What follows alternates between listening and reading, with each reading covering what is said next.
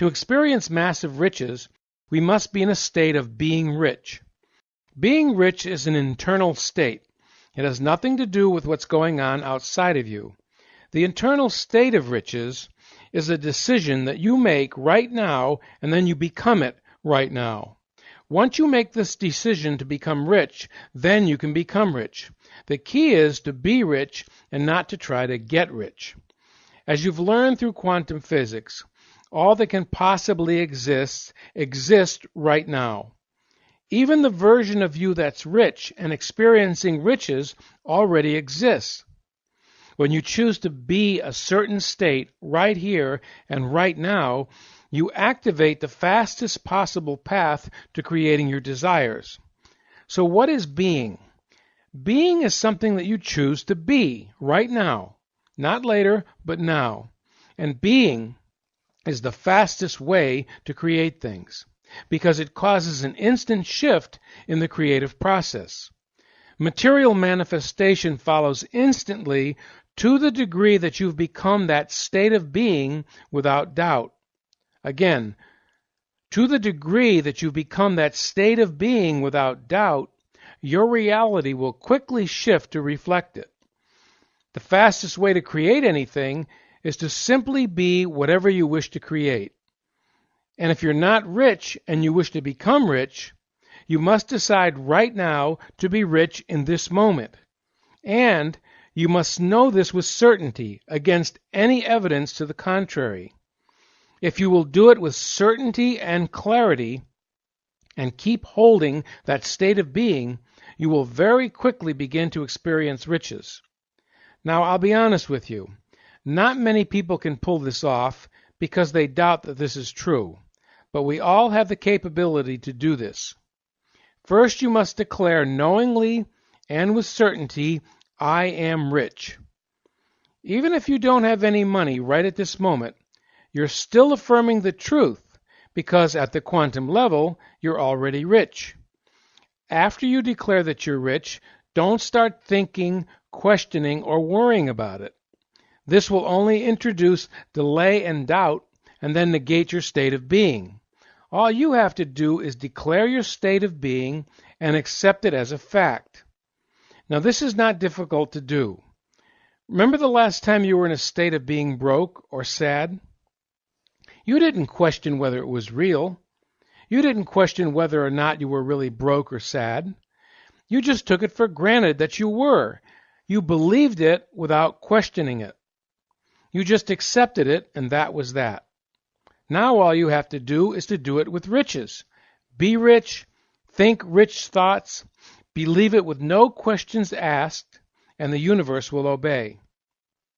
Hopefully you can see how fruitful it is to look for physical proof like your bank account or material riches, and let what you see influence the non-physical like your thoughts and state of being. When you do this, you're looking at the results and then letting the results influence the cause. It's like short-circuiting your system. It only leads to more of what you're focusing on. For example, if you begin to look around and you see that you're broke, and you let that dictate to you that you are a broke being, then you keep thinking from a broke point of reference, and you think broke thoughts and thoughts of inability and poverty, and then what happens is you remain broke. The right way to do this is to never look at the physical conditions of your life and let that dictate to you that this is your true reality. Keep this in mind. You are not your present conditions. You simply cause them. The correct thing to do if you're broke is simply to choose to keep a state of being rich in your thoughts as much and as often as you can, and then act as if you were rich. No matter what your circumstances look like, no matter how broke your physical world looks, act as though you were rich. And this will turn around the physical to match your thoughts and state of being. Always remember, the physical, what we experience in our lives, always follows the spiritual and the mental. This is the way the universe works. You can also create what you desire by thoughts, words, and action. But this is a slow way to go about things. The faster way is by changing your state of being. To acquire riches, it's much, much easier and more effective to be in a state of riches, to make your being one of riches, to feel riches, and to think riches. You'll have a hard time becoming rich if you feel poor and then think, speak, and act rich.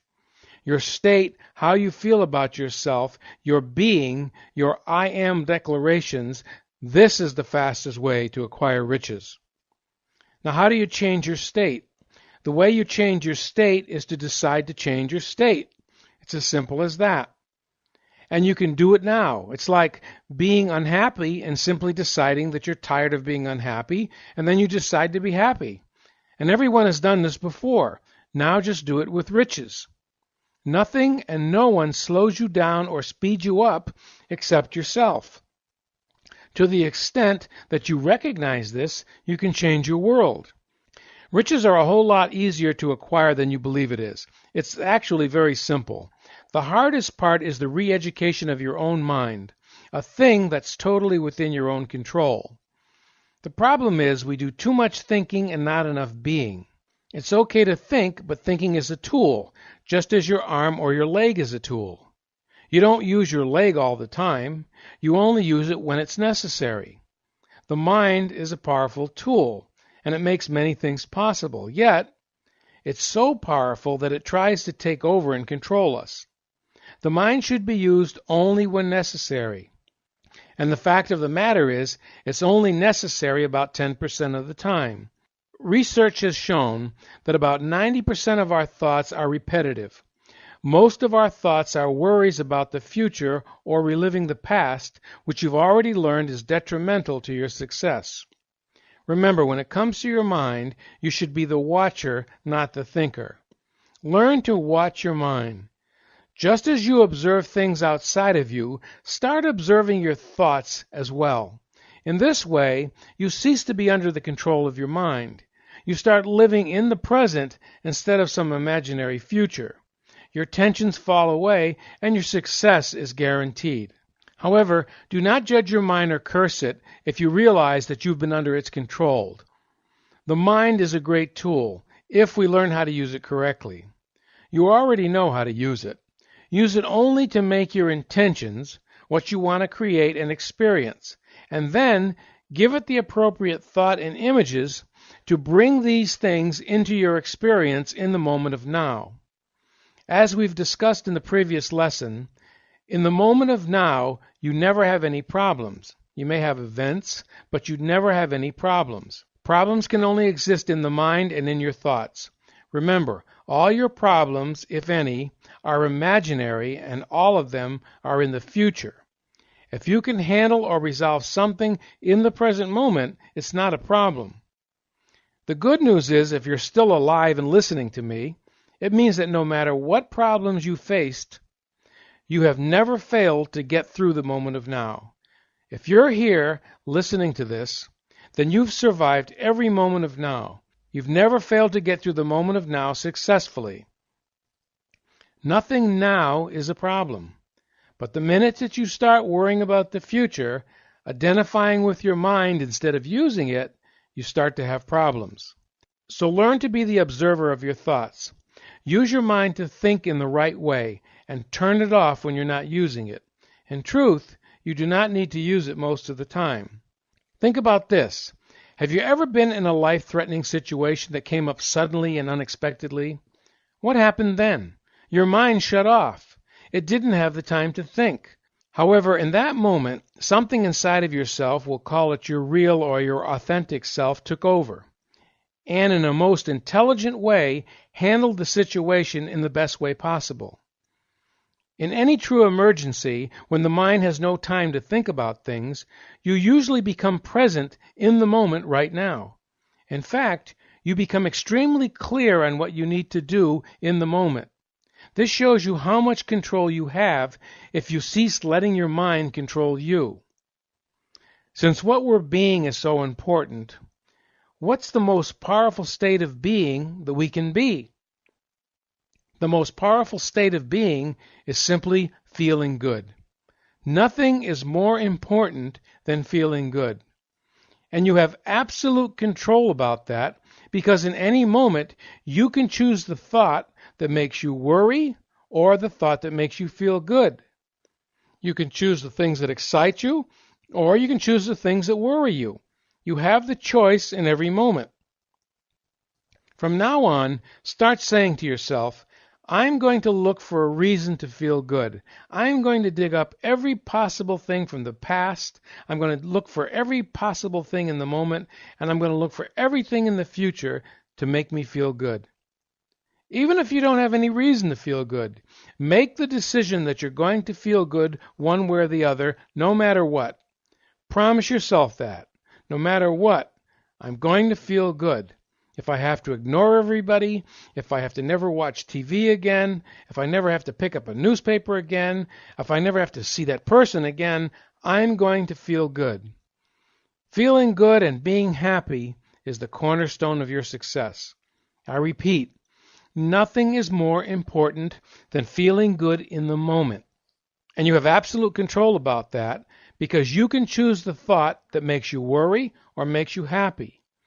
You can choose the things that excite you or the things that worry you. You have the choice in every moment. Now let's continue with this discussion and see why this is so important. Each one of us has a built-in inner guidance system of higher intelligence. This inner guidance system offers us a simple way to know if we're moving towards or away from our desires. It does this by offering us positive or negative feedback that we call emotion. Positive and negative emotion is an automatic guidance system designed to let us know the appropriateness of whatever's happening in every situation in our life. It applies to every thought, every word, and every interaction. Positive and negative emotion or feeling is a powerful guidance system, but few people know about it or use it.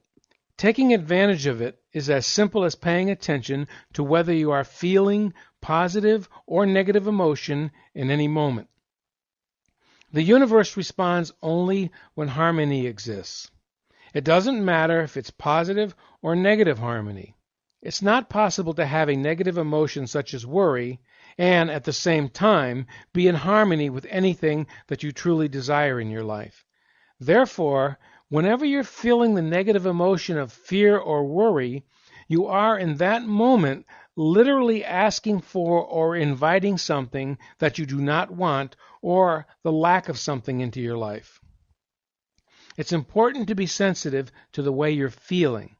In fact, be sensitive to this all the time so that you'll always know whether or not you're attracting what you want or what you don't want.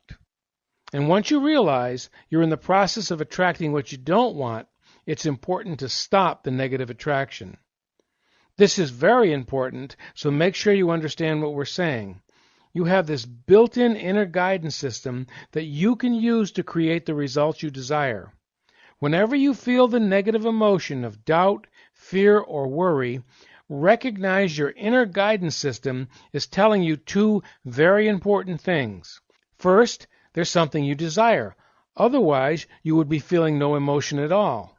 And second, anytime you have feelings of worry, fear, or doubt, it's telling you that you're not focused on what you desire, but you're focused in the opposite direction. When you recognize that you're feeling negative energy or emotion, it's important to understand that what you're really feeling is lack of positive energy.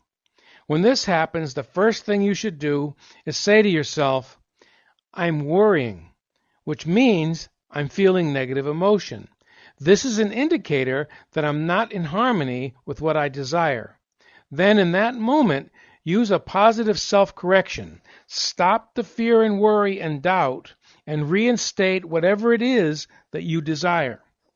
This is easy to do because you're never more clear about what you want than when you're experiencing what you don't want. What you don't want is always the opposite of what you do want. So at this point, say to yourself, I'm going to stop worrying and I'm going to correct my thoughts and feelings. Otherwise, I wouldn't be feeling this negative emotion. And the reason I'm feeling this way is my thoughts and feelings are focused in the wrong direction. Then turn your attention away from what you don't want and on to what you do want.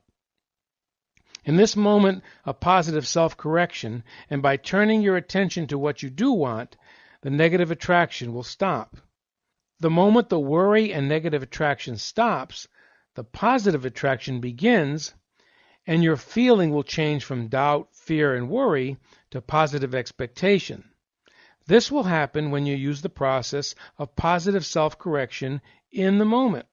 Feeling negative emotion or focusing on what you don't want is nothing more than a choice, and you have no one to blame but yourself.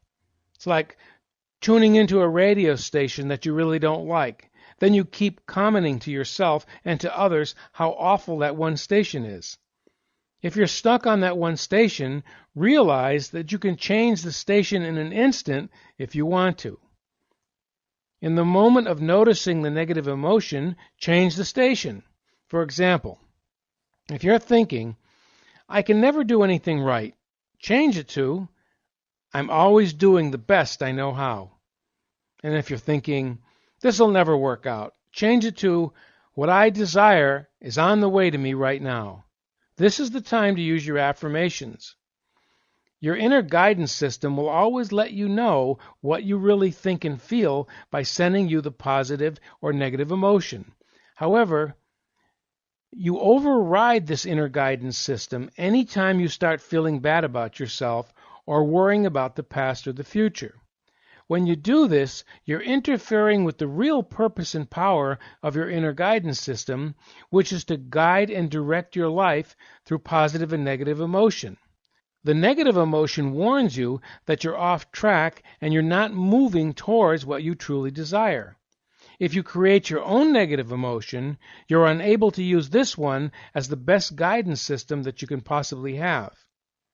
Now, as a society, we have this collective belief that there are certain things that we must feel bad about. In fact, if we don't, we would be looked down upon as behaving inappropriately and demonstrating that we're apathetic or insensitive. But this is totally false. We said nothing is more important than feeling good. Again, why? By being in a place of feeling good, you're able to notice any negative feelings and use them as warning signals to guide and direct your life. The real purpose of negative emotion is to tell you what you have your attention on is not really what you want and what you need. When you start feeling negative, it means that you have your thoughts on what you don't want, and you're making your choices that are leading you to a place that you don't want to go. So pay attention to this negative emotion. Stop and ask yourself, what am I currently thinking, believing, or choosing that's causing me to feel bad? Then correct the thought, belief, choice, or action that's causing you to feel bad so that you can feel good. When you feel good, then you're on track again. As you practice this more and more, you will receive the answers that you need more and more, and with more clarity. If you ignore the negative emotion and you keep doing what's causing you to feel bad, little by little you will subdue your power to change because you're going to cut yourself off from your inner guidance system. Being in a place of feeling good allows our negative emotions to play the role that they were designed to play. We have an inner mechanism to give us clear and immediate feedback to guide our lives.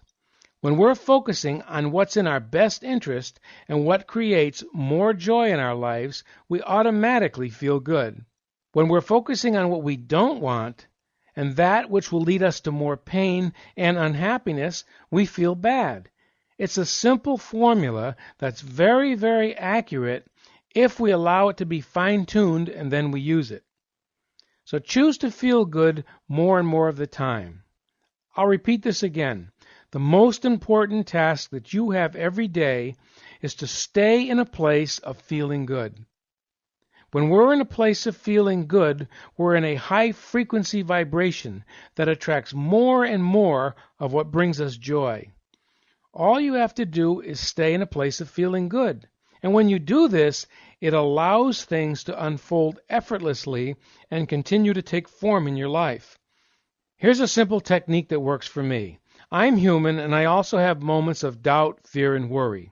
However, as soon as I'm aware of them, I say to myself, reach for the thought that feels best. In other words, I flip switch and reach for the highest possible thought in that moment. I find something to think about that makes me feel good in that moment. This makes me feel good, and now I'm on target and focused on where I want to go instead of where I don't want to go. I think everyone should have this statement tattooed on the inside of their eyelids so that they'll never forget it. And that statement is, reach for the thought that feels best. In any moment, always reach for the thought that feels best, the one that makes you feel good. Now you can see why I began these lessons with the flip switch. The flip switch is the key to manifesting your desires. Most people do not self-correct or flip switch in the moment. They allow thoughts that do not feel good to accumulate, and then they try to use positive thinking later on to correct the situation. But then it's too late. Forget about positive thinking. Just go for any thought that makes you feel good in the moment. One that allows you to shift your focus from negative emotion to positive emotion, and hold it for 17 seconds, and your life will change dramatically. It'll allow you to take back your power and focus on what you want instead of what you don't want. Now, the next thing we want to discuss is the concept of certainty. Certainty is the most powerful force and the antidote for failure. In fact, everything is possible to the extent that you're certain. The opportunities and abilities that you have right now are enormous. What happens is that the universe moves the building blocks or quantum particles around depending on the information it receives and the certainty of that information. It's a scientific as well as spiritual fact. The speed at which you create what you desire is based on the certainty that you have about receiving your desire even before you ask, and the certainty and the guarantee that you have it already on the quantum level. Now, this means you must never look at anything and say, but I don't have it. Never think to yourself that you cannot or do not have it. This is your mind talking. Learn to control your mind. Be the rider, not the horse. You can acquire faith and certainty with practice. And one of the best ways to acquire faith is through persistence. Persistence is a slight step ahead of faith in that you can use it to build faith. But every step that persistent takes has to be followed by a step in faith. By persisting, even when it looks like you should give up, you increase your faith in the outcome of your desire, which brings forth your desire in the fastest and easiest possible way. Hopefully you're beginning to understand why you can be certain and why there is absolutely no reason to worry. Why worry? There's no reason at all. The universe runs on certain laws, and these laws never fail. If you know these laws and you apply them, why would you ever worry? After all, now that you know how things work, you can predict the outcome based on your application of these laws. Because these laws work without fail, you do not need to get caught up into how your desire will come to you. Let source energy take care of the details, and it will take you there in the best possible way. Let it work its magic by not resisting the moment of now. Just do your part, and let it do its part. It's the fastest, most effective, most enjoyable way to create anything you desire. It allows you to be happy and relaxed because you know everything is working in your favor. The creative process is simple once you understand it and apply it. I remember being interviewed on a talk show, and the interviewer asked me this question: what's the hardest part about creating what you want? I thought for a moment and I replied, learning to stop figuring out how you're going to get it. And he looked confused and he asked, well, what do you mean? I said, if you try to figure out how you will get what you want, you limit yourself to what your ego can see and do. All you have to do is turn your goal or desire over to your unconscious, which is connected to the universe or the quantum field of energy, as well as everything else and everyone, and then let it bring to you whatever it is that you desire. Then just follow your inner promptings or intuition and act on the opportunities that come your way, and you'll get there. The truth is, there's no one way to achieve anything in this world. You can make it easy, or you can do it the hard way. You can flow with the universe, or you can flow against the universe. What I told the interviewer was the truth. Forget trying to orchestrate the physical world to bring you what you desire. Instead, state your intentions and then let the non-physical world arrange the physical world to bring it to you.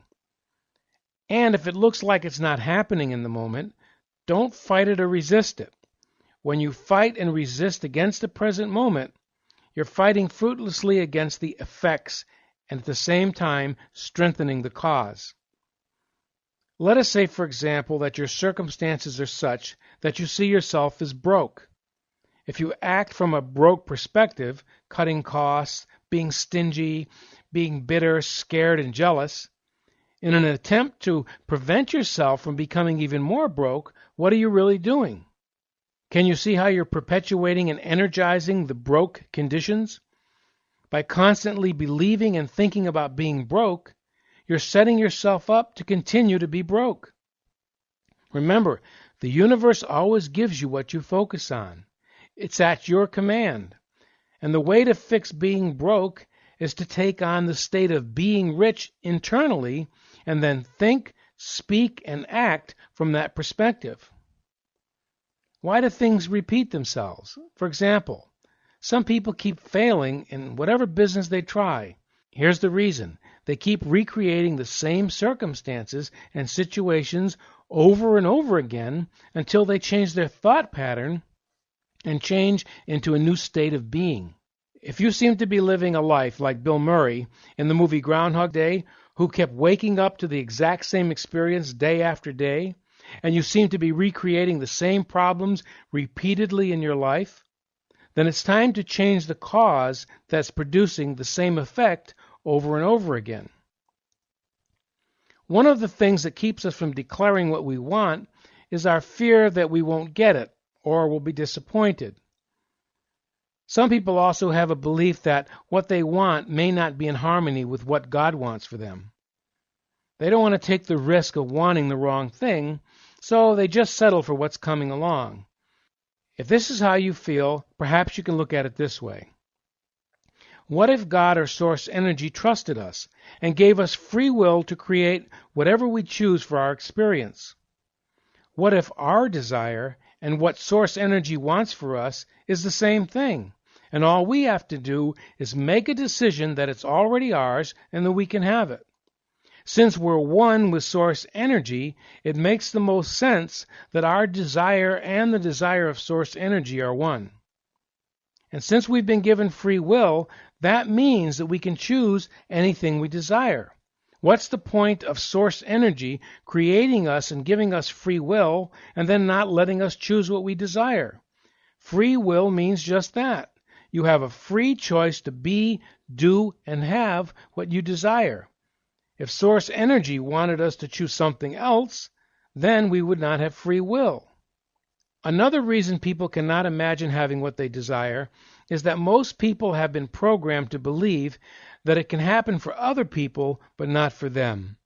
A common pattern in many of my coaching clients has been to expect the worst, especially when it's something that they really want. And then I ask them, why do you choose that thought instead of believing that you can have it? And most explain, because I'm emotionally prepared when bad things happen if I don't get what I want. Or, I won't have as far to fall if I don't reach too high.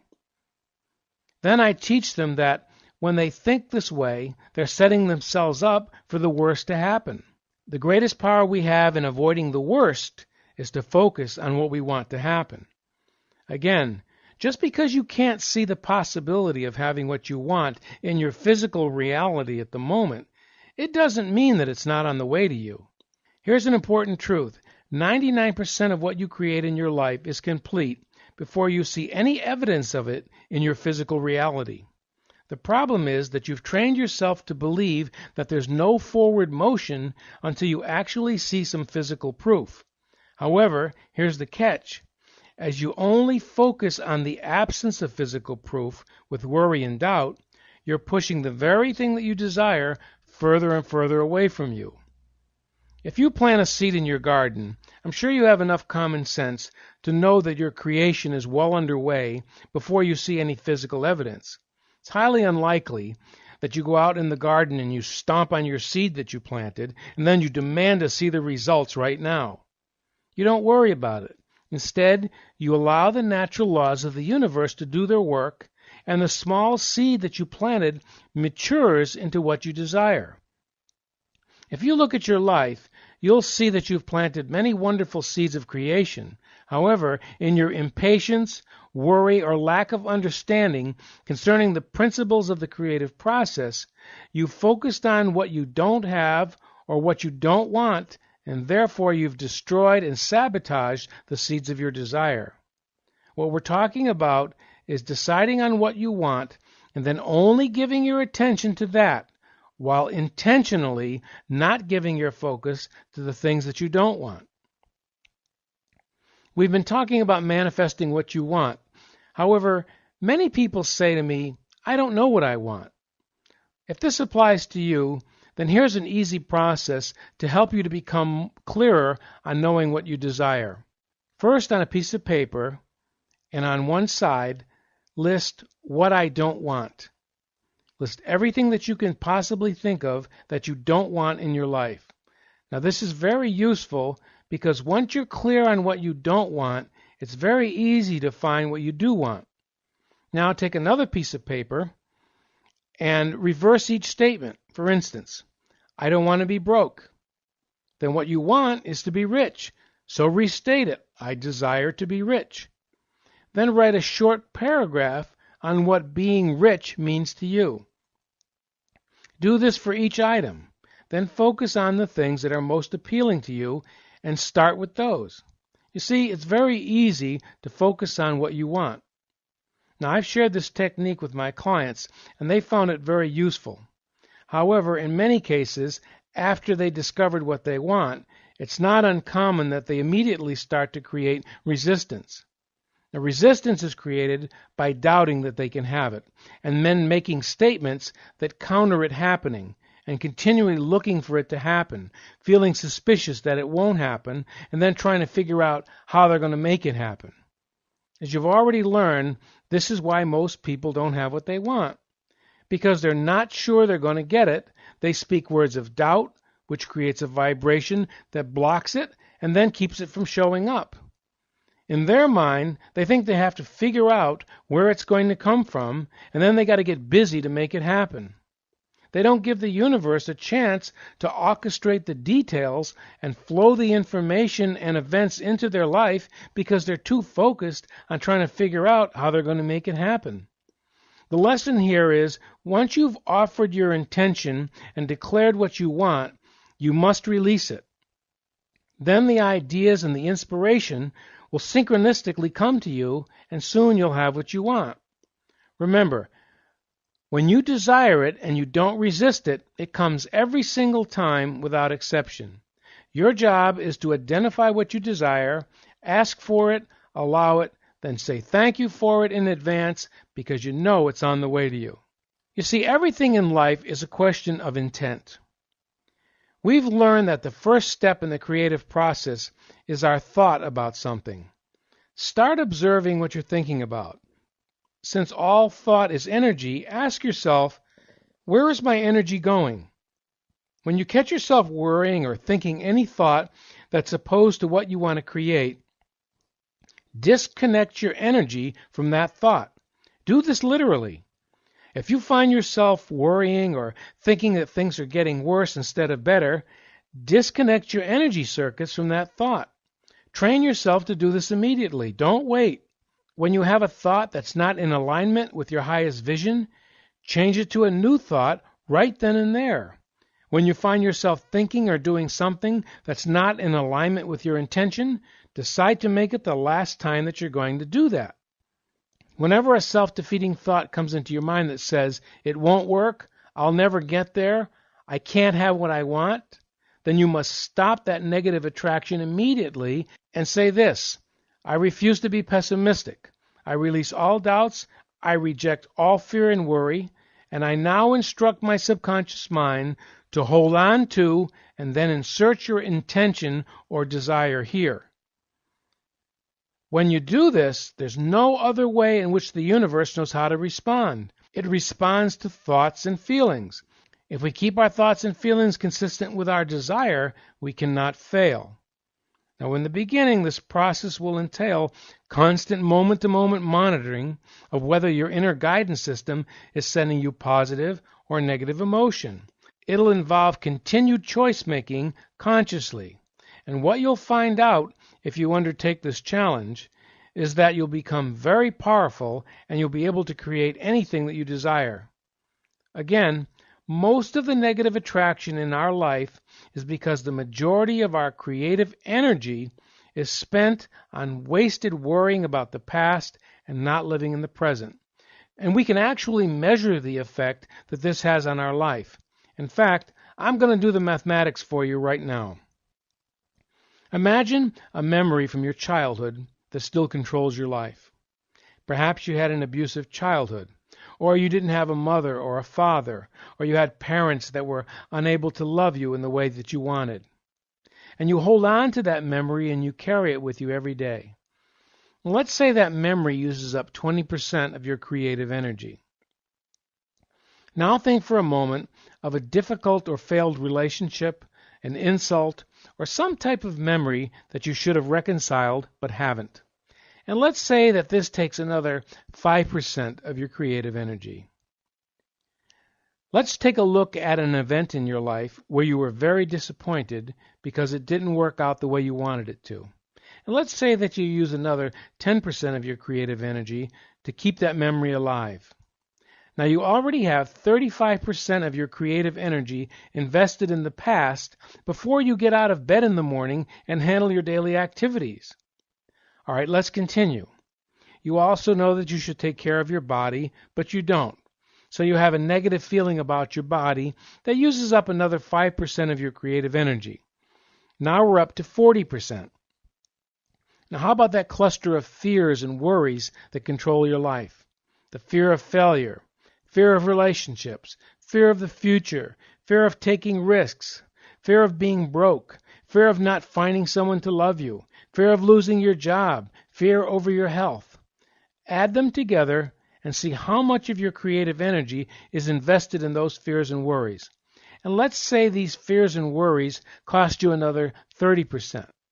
Now, based on these mathematics, what you've got left over to create your life is 30% of your creative energy, because 70% of your creative energy is invested in your past, not living in the present, and worrying about the future. And all of these are energy leaks. Can you see the problem here? Not only does it cause serious mental and emotional problems, but physical problems as well. Instead of 100% of your creative energy going to where it needs to go to support your life and your body, you're now distributing this energy to their fears, negative thoughts, and past memories. Every single day, the results are energetically drained from your system. The fact that you're keeping these thoughts and memories alive also causes your cell tissue to get formed in a time warp, because you should be in the present moment, but you're not. And what eventually happens is your investment in hanging on to these fears, worries, and memories requires more energy than you can produce, because every day you keep adding more to your history. So at some point you have so many energy leaks, there's not enough creative energy left to supply your needs. On the physical level, the depletion from these energy leaks forces you to take vital life energy from the reserves in your cell tissue. What happens then? Guess what? You're a candidate for a variety of illnesses to attack your immune system and cause serious damage. This vital energy cannot be used because it's leaving your electromagnetic field. And in the end, all we get out of worrying about the past or the future is trying to live in the present moment on the energy we have left over. The end result is that this drains not only our body, but our ability to create. Our ability to create is severely damaged because in order for our energetic system to create, it requires at least 70% of our creative energy to be available in the present moment. This is why it's so important not to allow our creative energy to be used worrying about the past or the future. When we have chronic negative thoughts about our own life, such as, I should have done that, I could have done that, I should have never done that, everything would have turned out better if I had only done that. Whenever we try to change the past with feelings of regret, guilt, shame, or self-hate, all we're doing is depleting our creative life energy in the present moment. When we're connected to those thoughts, what we're actually doing is saying to ourselves, I messed up my whole life and nothing's going to work from now on. And what we begin to do is we begin to live in a time warp. In our mind, yesterday was somehow filled with opportunities, and today all those opportunities are gone. Now, can you see the problem here? Can you see why we suffer needlessly? And what's worse is that we live by the perception that we cannot get the inner guidance that we need to work through it. And this is because we're not living in the present moment. Our energy is being sent to the wrong places. Notice that when you're feeling depressed, it's usually because you're unable to accept life as it is in the present moment. Freedom comes when we invest our energy in present time with a sense that yesterday was yesterday and today is today. It's in the full awareness of where we are, which includes observing where we are and where we're sending out our energy. This is what we must focus on. And do you see why?